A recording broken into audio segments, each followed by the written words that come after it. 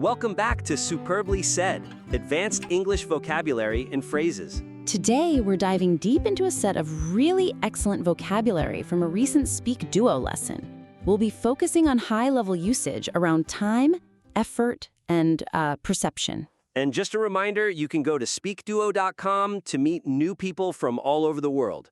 They're all practicing English on video calls to get more confident. Okay, let's start the critique. Let's begin with the phrase set in stone. Now, the material defines it pretty clearly. Permanent, unchangeable, fixed. That seems straightforward. It does, but I think there's a danger there. The real question is, how is it different from just saying something is decided or fixed? Right. Because if something is fixed, it sounds pretty final to me. It does, but fixed can be unfixed, you know?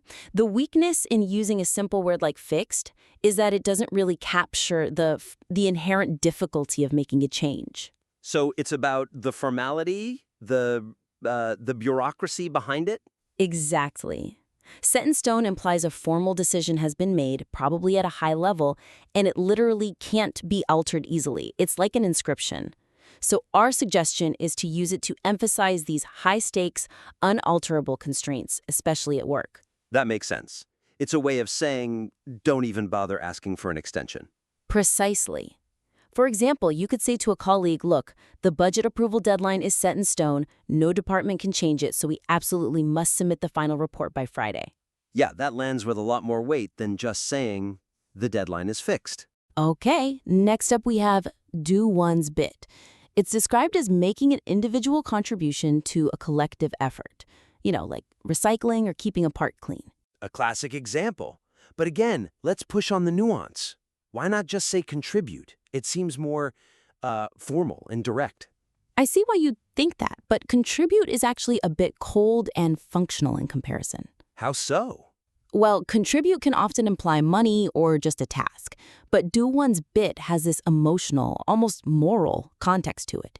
It suggests you're part of a community and you have a small but necessary role to play. It's about fulfilling your duty. So it's about shared responsibility. Contribute could be optional, but doing your bit feels expected. Expected is the perfect word.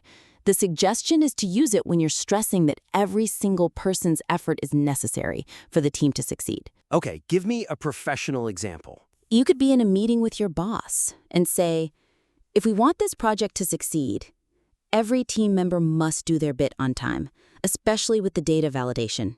Otherwise, the whole launch will be delayed. Right. It makes it clear that even small tasks are critical to the whole. Okay, how about this one? Bite-sized. Oh, I like this one. It means small, manageable, easy to consume. But is it just a trendier way of saying short? I mean, a short video is a short video, right? Not exactly. And that's the risk here, focusing only on the length. Go on. The problem with just saying short is that it only refers to duration. Bite-sized implies something more. It suggests that the information has been purposefully segmented. It's been designed and optimized for you to understand it quickly and completely. Ah, so there's an element of intention. It's been engineered for easy digestion. Exactly, like a perfect small portion of food. So the idea is to use it when you're talking about efficiency in learning or consuming complex information. So for an IELTS speaking answer, for instance. A perfect place for it. You could say, I find that breaking down complex educational material into bite-sized chunks significantly improves my retention, much more than trying to digest long, comprehensive articles. It shows you understand learning strategy. Next, we have to mold something, usually used metaphorically, like molding minds or molding your future. But people use to influence all the time. Is mold just a stronger version of that? It is stronger, but it's also different in its process. Influence can be quite passive. What do you mean? Like an advertisement can influence you, but it's not really molding you. Exactly. The weakness of just using influence is that it can be indirect or even temporary. To mold implies a deep, intentional, hands-on process of shaping the very core of something over time. It requires direct pressure and guidance. So it's more about fundamental development? Like a sculptor with clay. That's the perfect image. And so the suggestion is to use it when you're talking about shaping something foundational. What about in a business context? You could say, the initial client feedback session is critical. It's our opportunity to really mold the team's approach to the new market strategy before we lock anything in. It's not just influencing, it's actively shaping the foundation. Okay, this next one has some powerful imagery. On one's deathbed, meaning the last few hours or days of life. Very powerful. But for efficiency, you could just say before dying. Why use the more dramatic phrase? Well, the weakness there seems pretty obvious. Before dying is incredibly vague. It could mean 10 years before dying. Exactly. It has no urgency, no emotional weight. On one's deathbed refers specifically to those final, terminal moments. It's a time for final reflections, confessions, regrets. The clock has run out. So you save it for moments of ultimate consequence. You do. You leverage that unique emotional weight. For instance, in an IELTS question about regrets, Right, they might ask, what do you regret most? and a very powerful answer would be, I don't want to realize I prioritized work over my family when I am on my deathbed.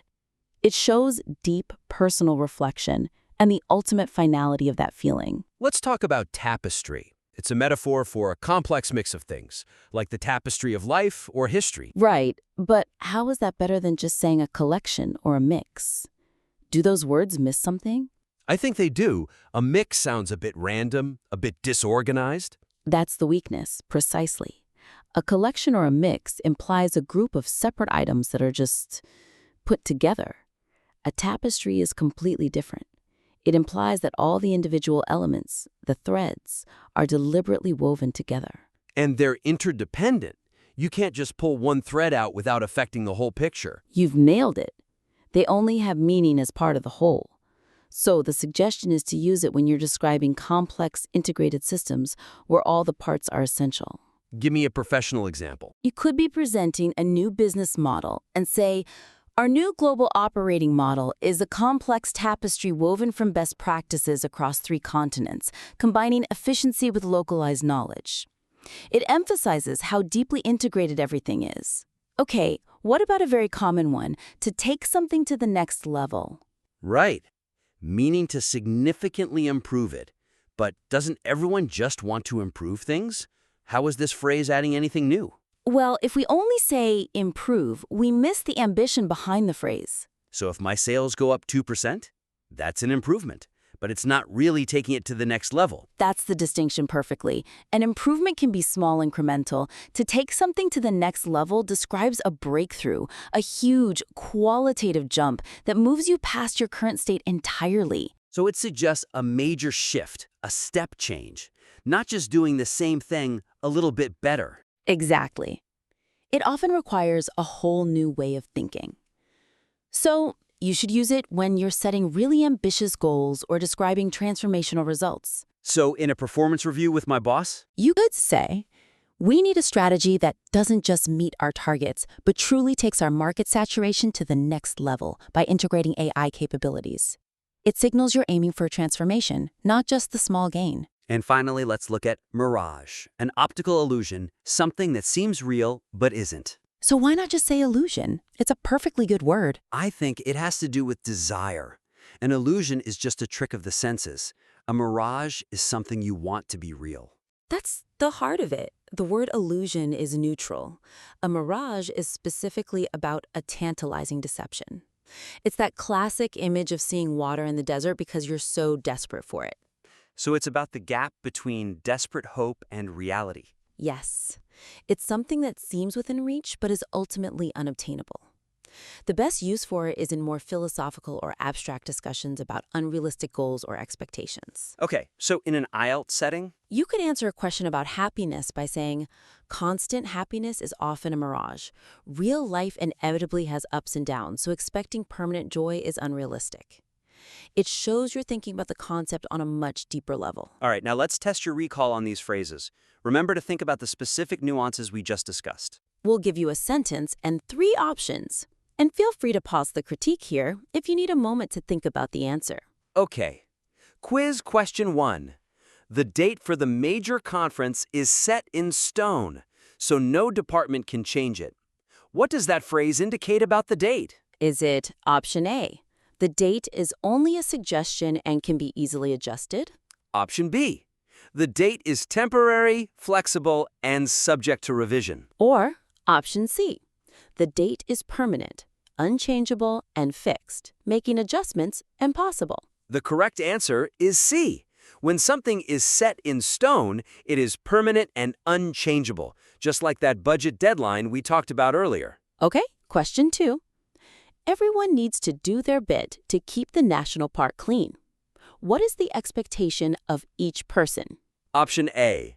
To be entirely responsible for cleaning the entire park alone. Option B. To make an individual necessary contribution to the overall collective effort. Or option C. To abstain from participating in any cleaning activities. And the answer is B. To do their bit means to make that individual contribution, fulfilling that sense of shared collective duty. Question 3. I prefer bite-sized news updates rather than long, comprehensive articles. What quality of information is preferred? Is it A, news that is small, manageable, and easy to understand or quickly consume? B. News that is highly complex and requires hours of intense concentration. Or C, news that is available only in print format? The correct answer is A. Bite-sized information is small, manageable, and specifically optimized for quick consumption, just like those effective learning chunks we discussed. All right, question 4. Teachers often help mold the minds of their young students. What is the teacher's role? Option A. To intentionally confuse the students' minds. Option B, to shape, form, or significantly influence the general development of the students' minds. Which option C? To strictly prevent the students' minds from developing. The correct answer is B. To mold means to shape or form something with great intention, reflecting that deep hands-on process, much like how client feedback can mold a strategy. Question 5. He finally told the difficult truth only while on his deathbed. When did he finally confess? Was it A, during a casual conversation years before his final illness? B. During the last few hours or days of his life when facing his imminent end? Or C, immediately after his legal will had been processed? The answer is, of course, B. Being on his deathbed refers specifically to those final, terminal moments of life, a time often for deep reflection. Question 6. History is a rich tapestry of different cultures and stories woven together. What does the metaphor of a tapestry suggest? Option A. History is a complex combination of events, people, or things interwoven together. Option B. History is a simple, straightforward, and predictable line of events. Or option C. History is a fictional narrative designed to be viewed from a distance. The correct answer here is A. A tapestry suggests a complex combination where all the individual parts are intricately and meaningfully woven together. Number 7. This new advanced software will take our productivity to the next level. What is the expected outcome? A. The software will cause a significant decrease in productivity. B. The software will significantly improve productivity or make it much more advanced. Or C.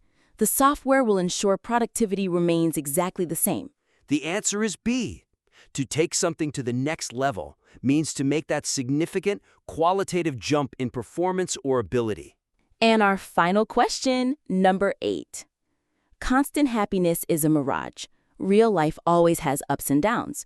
What does this suggest about constant happiness? Is it A, it is a fundamental reality that can be achieved? B, it is a temporary, easily achievable state. Or C, it is an illusion, something that appears real or achievable, but in fact is not? The correct answer is C.